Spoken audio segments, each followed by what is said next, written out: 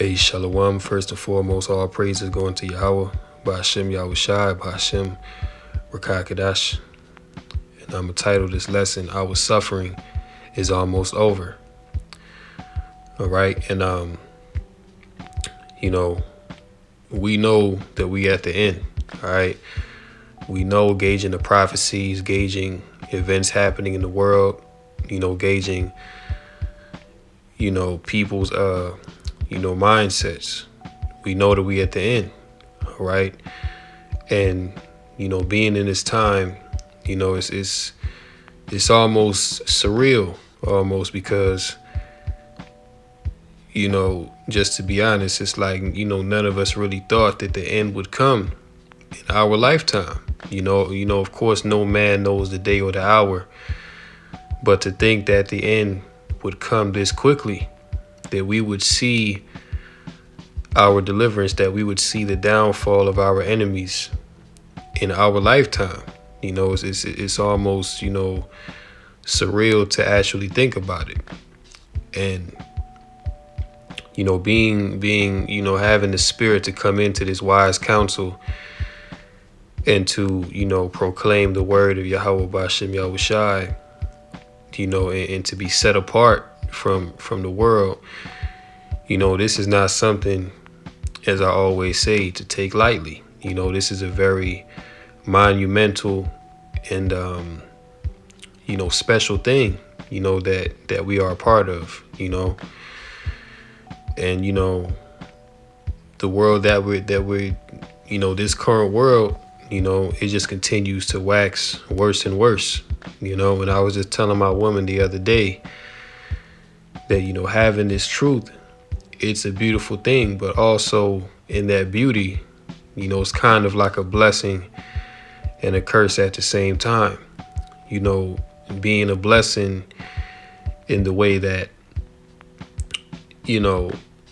we are able to see clearly, through all the deception, through all the witchcraft, through, all the enchantments that are being thrown out in this world.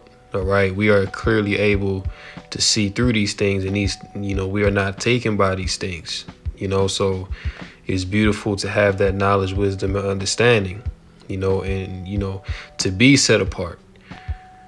And at the same time, it's a curse in the way that, knowing what you know and being in this world and having to be amongst these wicked people and, having to hear and witness certain things that in your spirit is wrong, that in your spirit is completely off, but you have to live amongst it every day and you have to deal with it.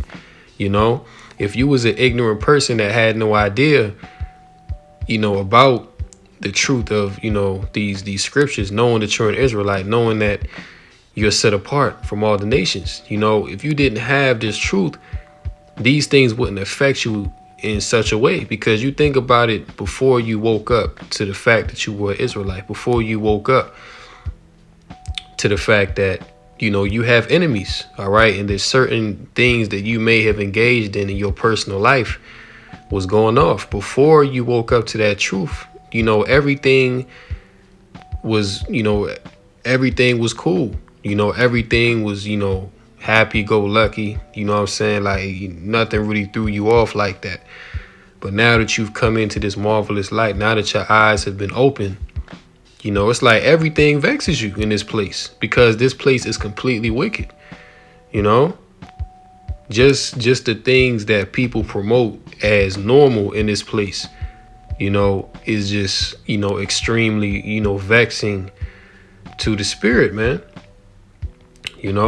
As it is written, just Lot in Sodom and Gomorrah was vexed with the filthy conversation of the wicked, and that's how we feel in these times, because everything around us is just wicked, man. Everything around us is just void of the Heavenly Father, and this is why we hasten, this is why we hasten the coming of Yahweh Ba'ashem Yahushai, because we want to get up out of here. We want to get up out of here because, hey, This place is completely through, and it's nothing for us here. And, we understand that, you know. I was telling my woman also, I was like, yo, I don't know if I can even do another year in this place. Like, y'all Bashem Yahushai come quick. But for real, it actually gets to that point where it's like, we just desire for the kingdom of heaven to come, just to, sometimes I think about it and, I try to, picture, in my mind how the kingdom is going to be. And, sometimes, I just catch myself, being uplifted in the spirit, finding myself in a better mood, just thinking upon the kingdom of heaven, man,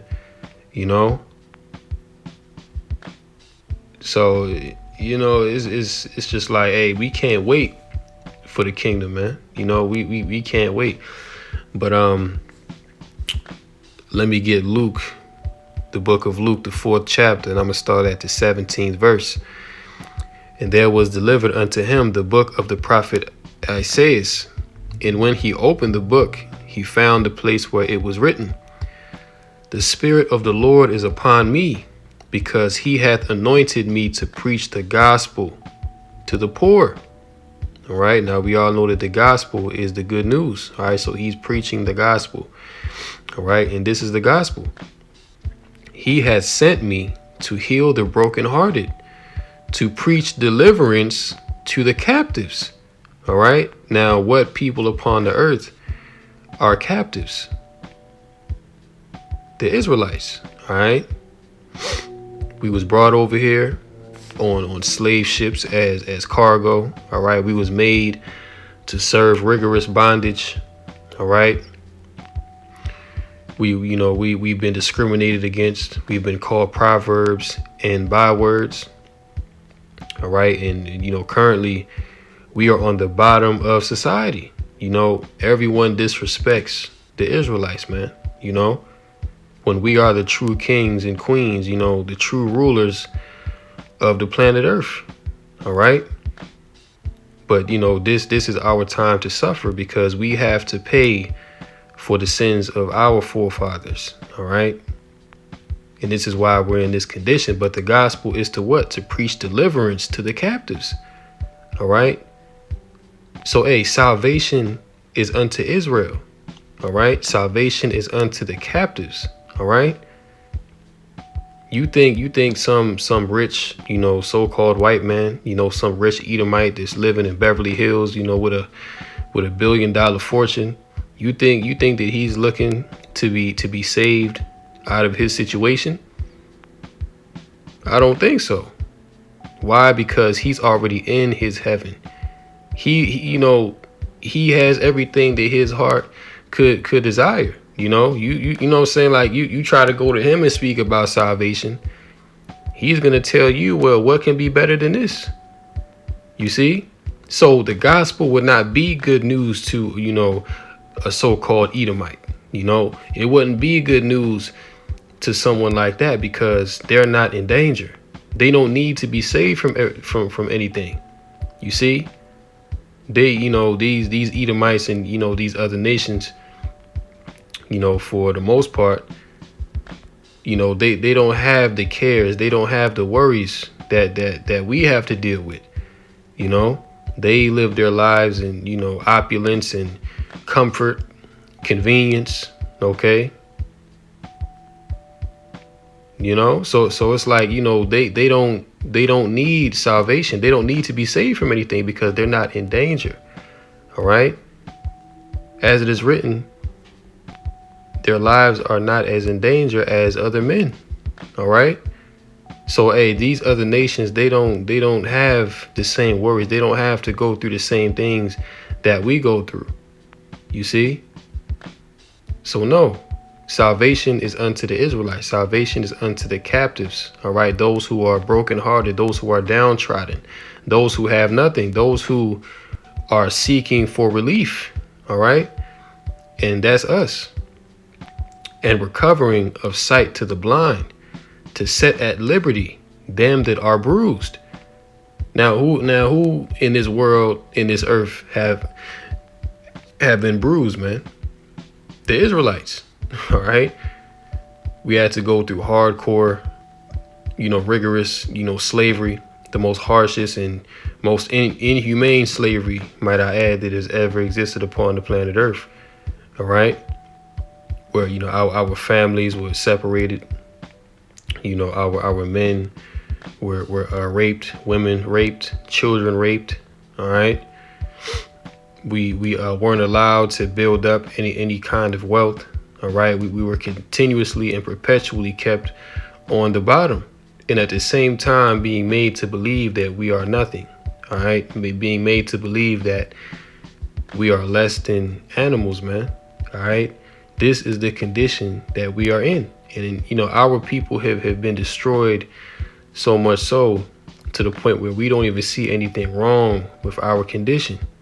All right. We don't see anything wrong with being on the bottom. As long as Esau can throw us a few crumbs here and there, throw us, butter biscuit here and there, allow you to get a good job. You can drive around, in a Toyota. You know what I'm saying? You feel like that's good enough, Meanwhile, Esau, the so-called white man,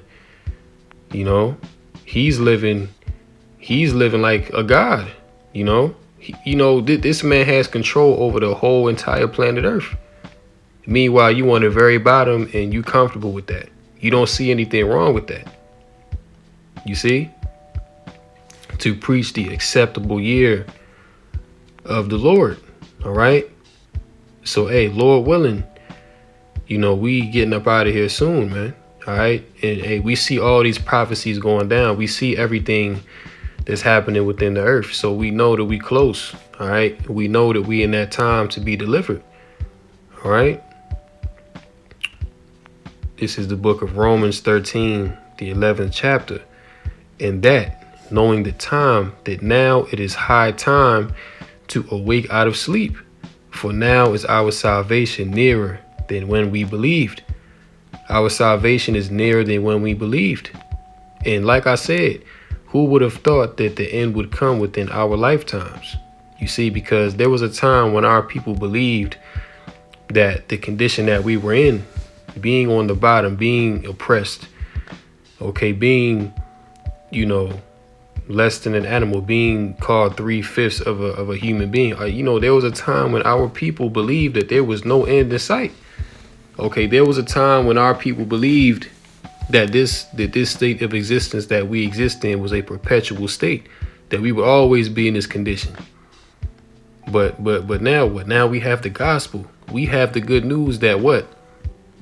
The kingdom of heaven is ours. That we have a kingdom, an everlasting kingdom to look forward to, where we will never be slaves again, where we will never be on the bottom, where we won't have to worry about our children, where we won't have to, worry about our children not living to see the age of 20 or, 25, where we won't have to worry about our sons and daughters being taken away from us, or, having them fall into the hands of, wicked people that do, cruel things to them, man. You see? That's what we looking forward to. This world is not our rest. This world is not where, this current kingdom is our captivity. And we are still in the lands of our captivity. Here it is, our heritage, our traditions, our customs, our language was stripped away from us. Every other nationality of people upon the earth, they can trace back to where their ancestors came from. We are the only ones that can't do that. You ask the average Negro where they from, and they gonna tell you, oh, I'm from Atlanta, or my family from South Carolina, or my family from Florida. That's the farthest back that they can go. And why is that? Because of slavery. Because everything that we knew about ourselves was beaten out of us by our enemies. And this is why we continue to be in the lowest state that we're in, because we don't know who we are. And there's an old saying in the world, if you don't know who you are, you can't know where you're going. You see? You can't know what you're supposed to be if you don't know who you are. You just lost. All right? Hence why the gospel was sent forth to what? The lost sheep of the house of Israel, man. To the lost sheep. Okay, the sheep that don't know that they're lost. You see, this is who the gospel pertains to. It was never unto all nations, because all nations do not need salvation. All right? All nations are not in the condition of the Israelites, man. All right? And all nations, the nations have their time right now to have their rulership. Now, if their people are suffering under their system of rulership, then that's too bad. Because their people should be looking out for them. There's no excuse why there should be homeless Edomites out here, man.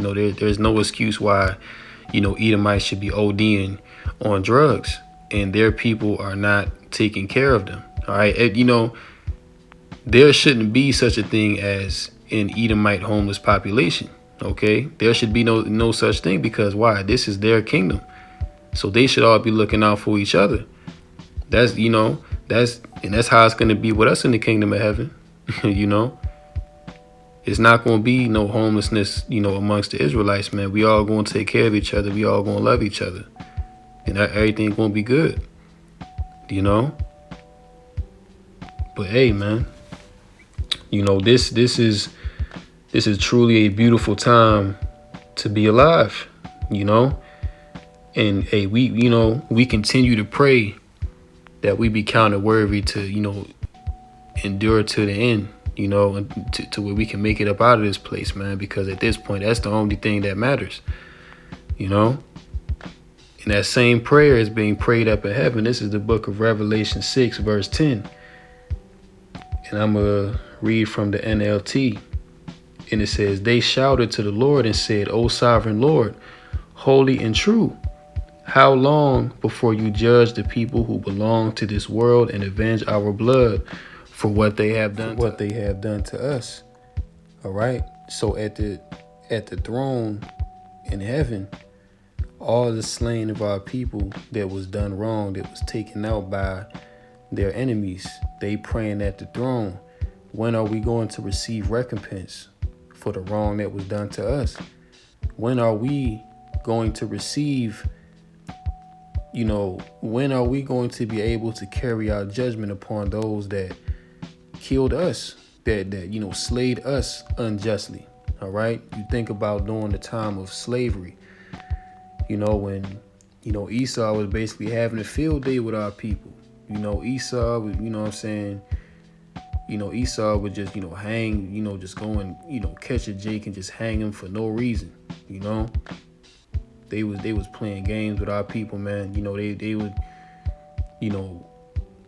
allow Jake, set Jake, loose in the forest, to have them run. And then let them get a certain distance, and then they would let dogs go and actually go hunt Jake in the woods like wild animals, man. You see? And then much more worse atrocities, man, that was done to our people that's not even documented. You see? So hey, it's like,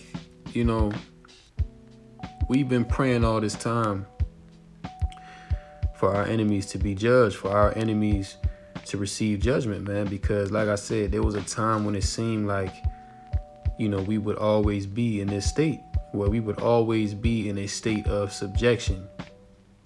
We would always be in a state of servitude. But because we have the gospel, we know that our salvation draweth nigh. We know that our salvation is at the door, man. And that the destruction of our enemies is close at hand. So, hey, we almost out of here. Our suffering is almost over. All right, so Lord willing, that lesson was edifying and uplifting through the Spirit. call Halal Yahweh by Hashem Yahweh Shai by Hashem Rakakadash. Until next time, Lord willing, I say shalom unto the elect.